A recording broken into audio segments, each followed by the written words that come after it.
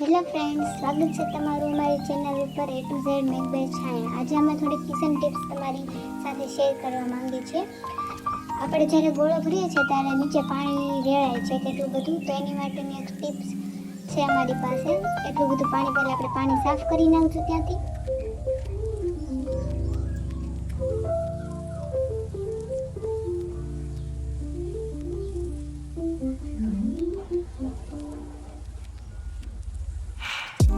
સાથે એવા આપણે ગોળો અને અમુક જે વાસણ ત્યાં મૂક્યા હોય તે લઈ લઈશું. બધે પોતું મારી દઈશું, સરખું સાફ કોરું કરી નાખશું.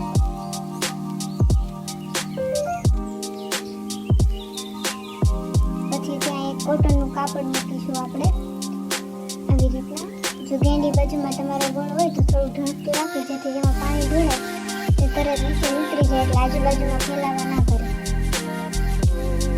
તેની ઉપર આપણે ગોળો મૂકી દઈશું.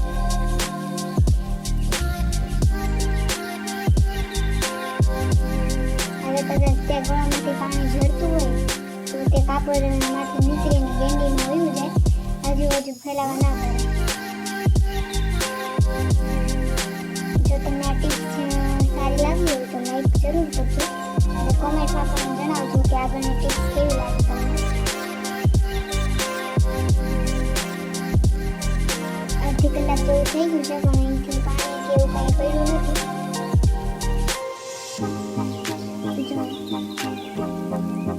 હવે આપણે એક સંતરું લીધું છે. સંતરું ખોલવામાં આપણને બહુ તકલીફ થાય છે. ખોલાતું નથી તો આપણે એક ચાકુ લીધું છે. ચાકુથી આવી રીતના આપણે કરીએ તરત ખોલાઈ જાય.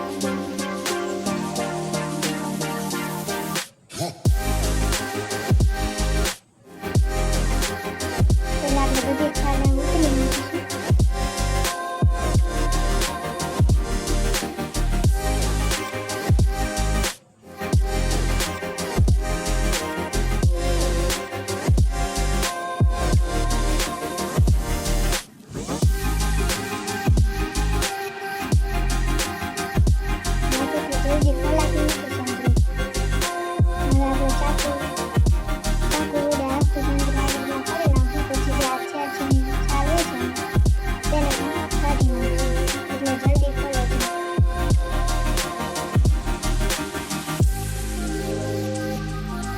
તાત્કાલિક મહેમાન આવ્યો હોય તો જ્યુસ એવું બનાવવું હોય તો વાર ન લાગે.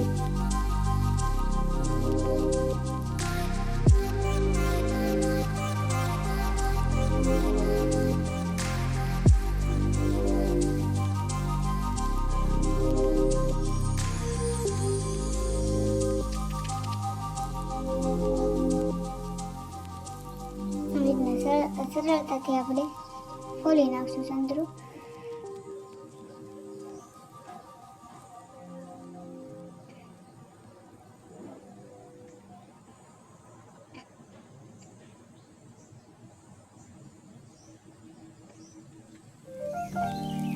હવે આપણે મેંગો લીધી છે, કેરી. અમુક કાચી છે અને અમુક પાકી છે, તો હવે અલગ કરી નાખશું. પાકથી અલગ રાખશું અને કાચી પણ અલગ રાખશું. અમે એક ટોપલી લીધી છે, તેમાં કોટનનું કાપડ લીધું છે. કાચી કેરી બધી એમાં મૂકી દઈશું અને એક ટોપલીમાં પાકી કેરી મૂકી દઈશું.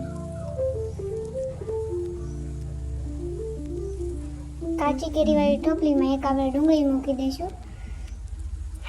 વચ્ચે ડુંગળી મૂકી દેવી, આજુબાજુ બધી કેરી મૂકી દેવી કાચી, ઢાંકી દેવું. 2 દિવસ માટે હવા ન જાય તેવી રીતના ઢાંકી દેવું, એટલે કેરી બધી પાકી જાય. 2 દિવસમાં પાકી જશે. હવે આ બધા ફ્રૂટ લીધા છે. ફ્રૂટ બગડે નહીં એટલા માટે ધોઈને અને એક ટોપલીમાં સારી રીતે મૂકી દેવા. એક નેટનું કાપડ લેવાનું છે આપણે, એ ટોપલીમાં રાખીને હવા જાય એવી રીતના બધા ફ્રૂટ મૂકી દેવા.